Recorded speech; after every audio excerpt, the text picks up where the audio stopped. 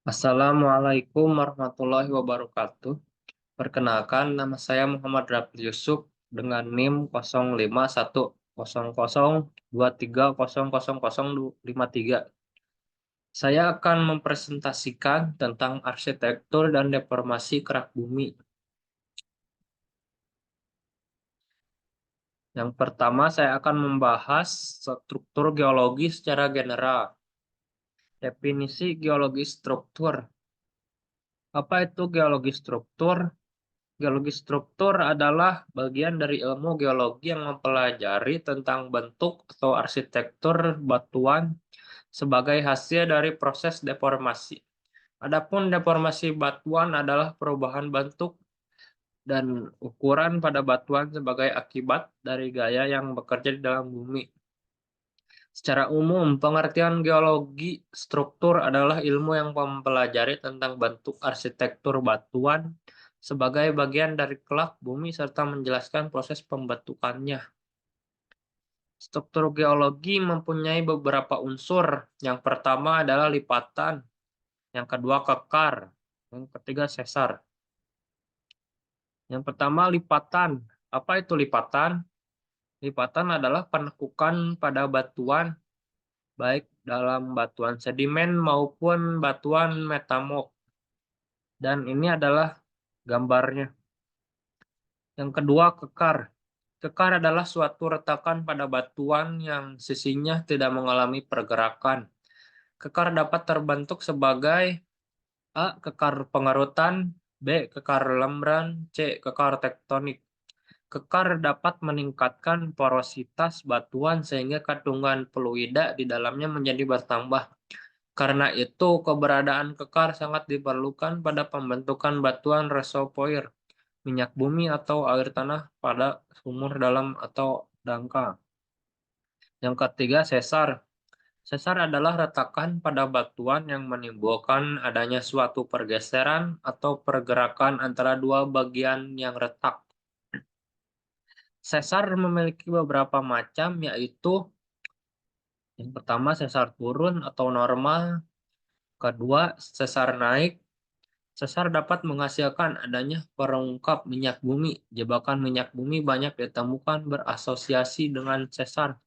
Agar minyak dapat terperangkap, maka harus ada batuan yang bertindak sebagai seal, sebagai batu lempung.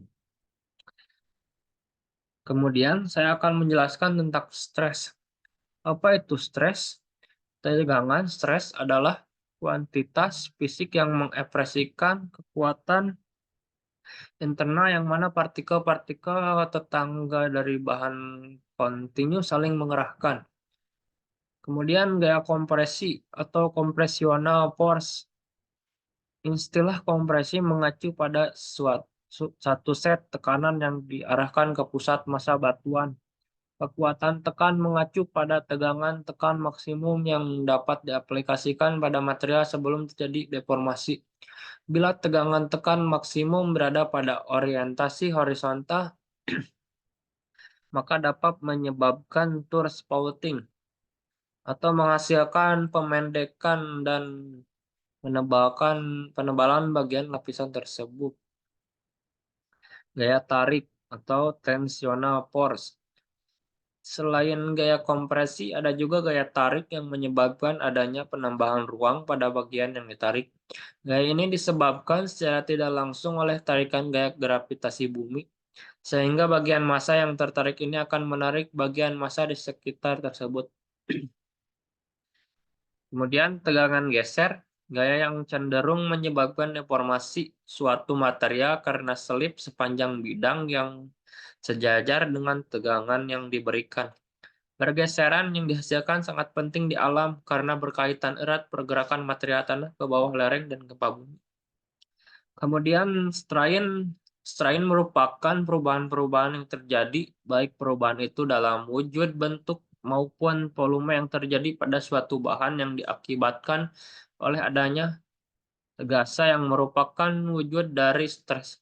Strain dari sebuah benda adalah perubahan ukuran dan bentuk yang dialami oleh benda tersebut selama deformasi.